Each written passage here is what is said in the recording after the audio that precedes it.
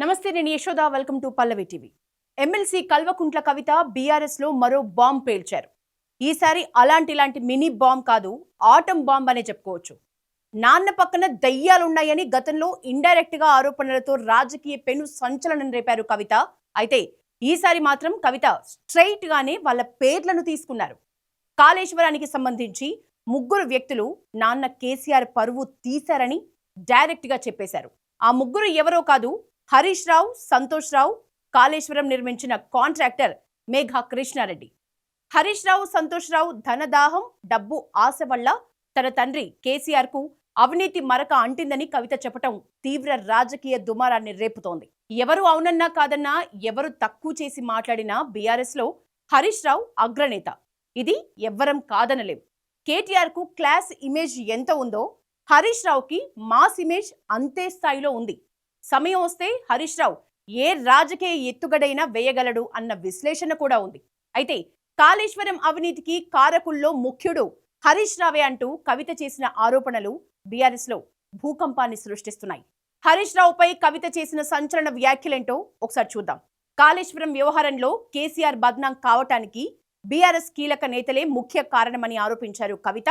కేసీఆర్ కు, పార్టీకి నష్టం చేస్తున్న వాళ్ళ పేర్లను మొదటిసారి బయట పెడుతున్నా అని చెప్పి మరీ నేమ్స్ ని తీసుకున్నారు. కేసీఆర్ పై అవినీతి నిందలు ఎవరి వల్ల వస్తున్నాయి, హరీష్ రావుకు మేజర్ పాత్ర లేదా అని డైరెక్ట్ అటాక్ చేశారు. హరీష్ రావు, సంతోష్ వెనుక సీఎం రేవంత్ రెడ్డి ఉన్నారని కూడా కవిత చెప్పారు. హరీష్ రావు, సంతోష్ రావులు తన మీద పెద్ద ఎత్తున కుట్రలు చేశారని, నాన్నపై సిబిఐ ఎంక్వైరీ వేయటానికి కారణమయ్యారని అన్నారు. తిండిపైన, డబ్బుపైన నాన్నకు ధ్యాస ఉండేది కాదని, తెలంగాణ ధ్యాసగా బతికిన కేసీఆర్ పై నిందలు మోపుతూ ఉంటే తన కడుపు రగిలిపోతుందని కవిత చెప్పుకొచ్చారు. కేసీఆర్ పక్కన ఉన్న వాళ్లలో ఉన్న కొంతమంది వల్ల ఇలా జరిగిందని, ఇదంతా హరీష్, సంతోష్ ధనదాహం వల్లే ఈ చెడ్డ పేరంతా వచ్చిందని చెప్పారు. అవినీతి జరిగింది కాబట్టే కేసీఆర్ రెండోసారి హరీష్ ను పక్కన పెట్టారని కవిత చెప్పుకొచ్చారు. తాను మాట్లాడుతున్న మాటలు బీఆర్ఎస్ నేతలకు నచ్చకపోవచ్చని కూడా కవిత చెప్పారు. తెలంగాణ ప్రజల కోసం కట్టిన కాళేశ్వరం ప్రాజెక్టుపై ఆరోపణల్ని కేసీఆర్ బిడ్డగా సహించలేకపోతున్నానని చెప్పారు కవిత. పీసీ ఘోష్ కమిషన్ వేసినప్పుడే బీఆర్ఎస్ సరిగా స్పందించలేదన్నారు. సిబిఐ దర్యాప్తుకు సీఎం రేవంత్ ఆదేశాలు ఇచ్చినప్పుడు పార్టీ సైలెంట్ గా ఉండటాన్ని ఆమె తప్పుపట్టారు.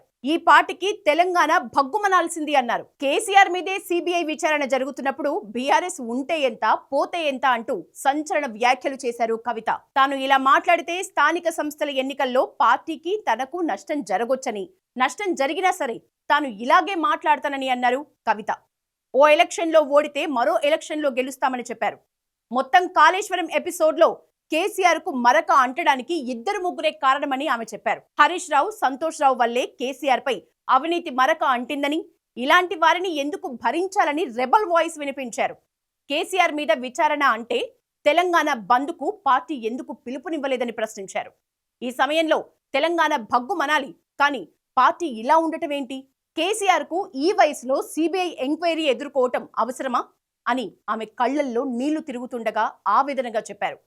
హరీష్, సంతోష్ వీళ్ళు సొంత వనరులు, ఆస్తులు పెంచుకోవటం కోసం ఇలా చేశారని, దమ్ముంటే హరీష్ రావు, సంతోష్ రావులపై చర్యలు తీసుకోండి అని అధికారుల్ని డిమాండ్ చేశారు.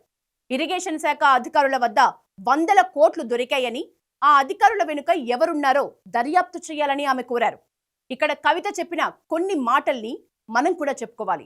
అవేంటంటే, తాను ఎవరో ఆడిస్తే ఆడే ఆట బొమ్మను కాదని, తన మీద సోషల్ మీడియాలో పిచ్చి పోస్టులు పెడుతున్నారని అన్నారు ఆమె. పిచ్చివాగుడు వాగితే తోలు తీస్తా అని ఆమె మద్దతుదారుల చప్పట్లు, ఈలల మధ్య గట్టిగా వార్నింగ్ ఇచ్చారు. కాంప్రమైజ్ అయ్యే ప్రసక్తే లేదని, పార్టీ ఓటమికి కారణం కేసీఆర్ వెంట ఉన్నవాళ్లే అని ఆవేశంతో చెప్పారు కవిత. ఇక కవిత ప్రెస్ మీట్ ముగిసిందో లేదో బీఆర్ఎస్ తన స్టాండును గట్టిగా చెప్పేసింది. 6 అడుగుల బుల్లెట్ అంటూ హరీష్ రావుపై ఓ వీడియో పోస్ట్ పబ్లిష్ అయింది. అసెంబ్లీలో సీఎం సహా మంత్రుల తీరును ఎదురుదాడితో తిప్పికొట్టిన తీరును ప్రశంసిస్తూ బీఆర్ఎస్ హరీష్ రావుకు అండగా నిలబడింది. సింహం సింగిల్ గానే వస్తుంది అన్నట్లు కాళేశ్వరంపై కాంగ్రెస్ తప్పుడు ప్రచారాన్ని అసెంబ్లీ సాక్షిగా ఆధారాలతో సహా హరీష్ రావు తిప్పికొట్టారని బీఆర్ఎస్ తెలిపింది. మరోవైపు కవిత తీరు తీవ్రమైన తిరుగుబాటుకు సంకేతంగా విశ్లేషిస్తున్నారు. ఏం జరుగుతుంది, ఏం చెయ్యాలి అనేది డిస్కస్ చేసేందుకు కేసీఆర్ అందుబాటులో ఉన్న కీలక నేతల్ని ఫామ్ హౌస్ కి పిలిపించారు. పార్టీ కీలక నేతలు పల్లా రాజేశ్వర్ రెడ్డి, వేముల ప్రశాంత్ రెడ్డి లాంటి తన నమ్మకస్తులైన నేతలు వెంటనే ఫామ్ హౌస్ కి వెళ్లి కేసీఆర్తో భేటీ అయ్యారు. కాళేశ్వరం సిబిఐ విచారణపై చర్చిస్తున్నారని పార్టీ చెప్పినప్పటికీ లోపల జరిగేది వేరని తెలుస్తోంది.